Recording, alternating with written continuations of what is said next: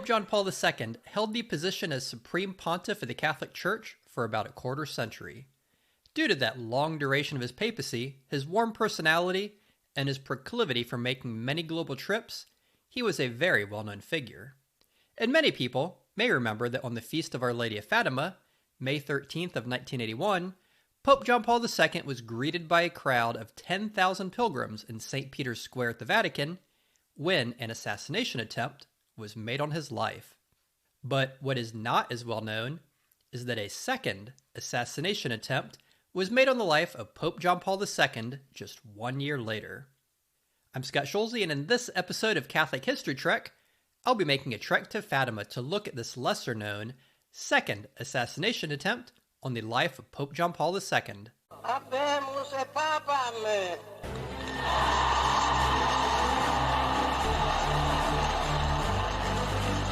The dogma lives loudly within you. But I feel that the greatest destroyer of peace today is abortion. Make one thing certain, that you keep always close to God. You've embarked on a Catholic history trek. As I mentioned a few moments ago, on the Feast of Our Lady of Fatima in 1981, an assassination attempt was made on the life of Pope John Paul II. Mehmet Ali Agca shot at the Pope at close range with a Browning High Power, which is a model of 9mm semi-automatic handgun. 4 shots struck the Pope before the would-be assassin was taken down by Vatican security.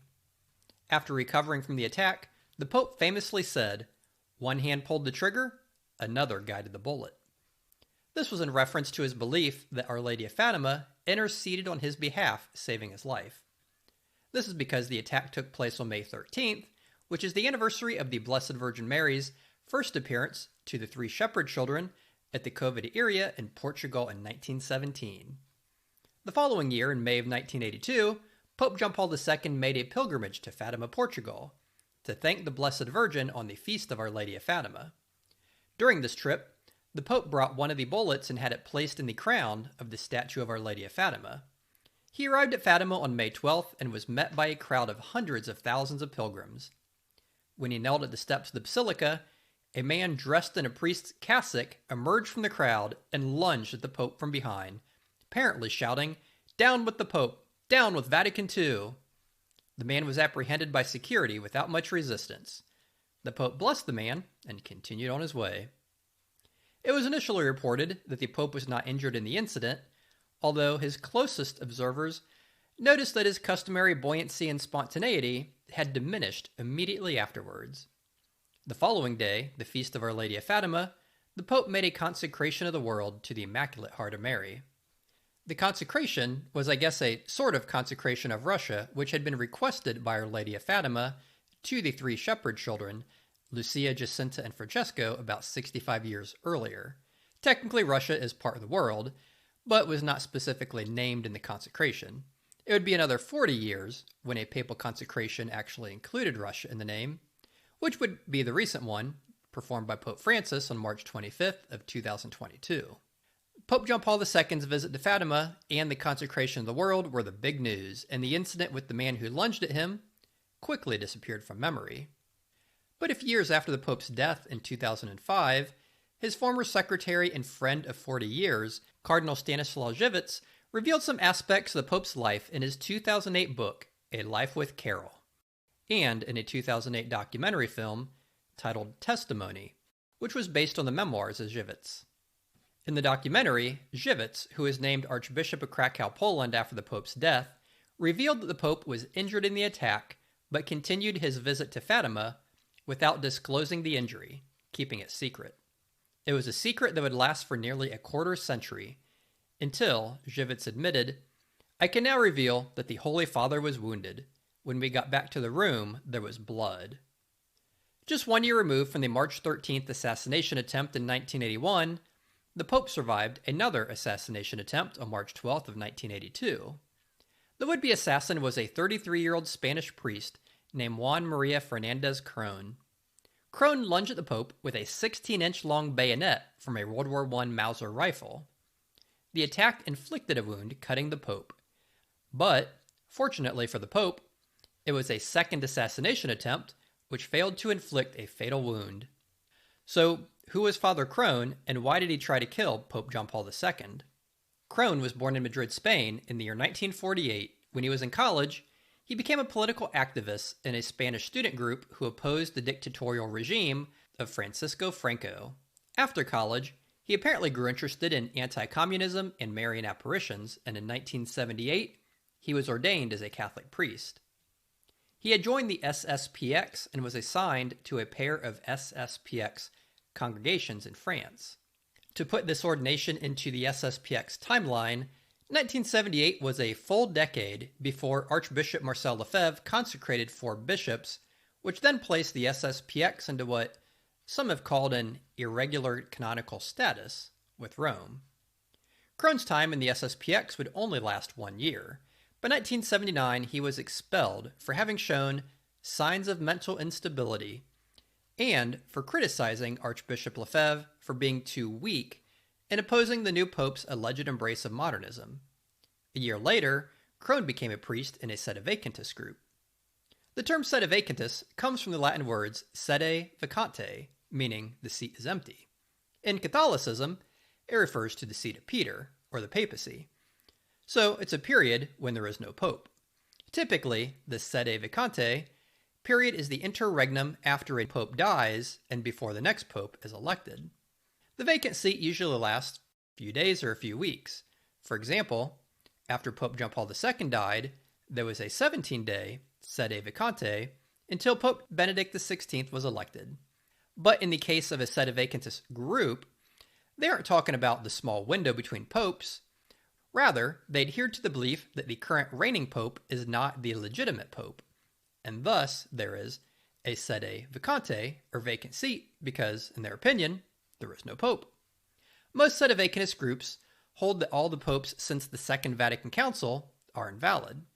Thus, Crone's shout of "down with the Pope, down with Vatican II" would illustrate this rejection of both the Council and the post-conciliar Pope. Although I'm pretty sure most sede vacantis groups don't advocate assassinating the papal claimant, which Crone attempted to do a couple years after joining them. After his arrest and during the trial, Crone said he was opposed to the reforms of Vatican II and he intended to kill the Pope, in his words, in legitimate defense of the Virgin Mary. He also claimed that Pope John Paul II had been in league with the Soviet Union and even was a secret communist agent trying to infiltrate the Vatican. Crone also claimed the Pope had collaborated with Polish authorities in stamping out the Solidarity trade union in Poland. That last claim is of particular interest since the founder of Solidarity, Lech Walesa, essentially said the opposite, that the Solidarity movement would not have been possible without Pope John Paul II. Regardless, Crone declared that he was not crazy and he did not regret his act. His assassination attempt, which had been half a year in the planning, was, as he claimed, a sacrifice for the salvation of the Church and Spain. The Portuguese civil court convicted him of attempted homicide and possession of a concealed illegal weapon and sentenced Crone to 6.5 years in prison. He was also sentenced an additional 7 months for contempt of court, which I think stemmed from an incident when he reportedly unfurled a poster of Pope John Paul II with a communist hammer and sickle, and then attempted to set the poster on fire with a cigarette lighter in the courtroom. After spending half of his sentence in a Lisbon prison, Crone was released in 1985 and deported from the country. In addition to his conviction and sentence in the Portuguese court, as a member of the Catholic Church, per the Code of Canon Law, he also incurred another penalty, that of latae sententiae excommunication for assaulting the Pope. This is when one is automatically excommunicated by the act itself without need of formal proceedings.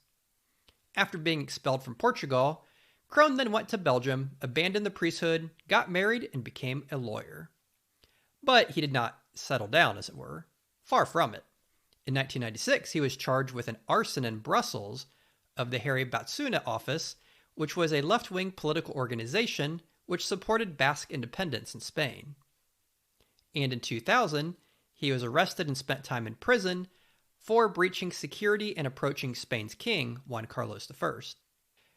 After 2 failed assassination attempts, Pope John Paul II went on to reign as Pope for another 23 years until his death in 2005. And Kevin and I have a future episode which will cover much more about Pope John Paul II and his papacy. The Pope's motto was the Latin phrase totus tuus, which means all yours. It can be found in paragraph 233 of St. Louis de Montfort's treatise on true devotion to the Blessed Virgin. It comes from the line, totus tuus ego sum, et omnia mea tua sunt, which is translated to English as, I am all yours, and all I have is yours. So I decided to end this episode with a prayer, which uses the form of the word tuus. The prayer is called the Sub Tuum, and is an ancient prayer seeking Mary's intercession. Sub Tuum praesidium confugimus sancta Dei genetrix, nostras deprecationes ne despicias in necessitatibus, sed a precalis cunctis libero nos semper, verga gloriosa et benedicta. Amen. Thank you for listening to Catholic History Trek. You can reach us at catholichistorytrek@gmail.com.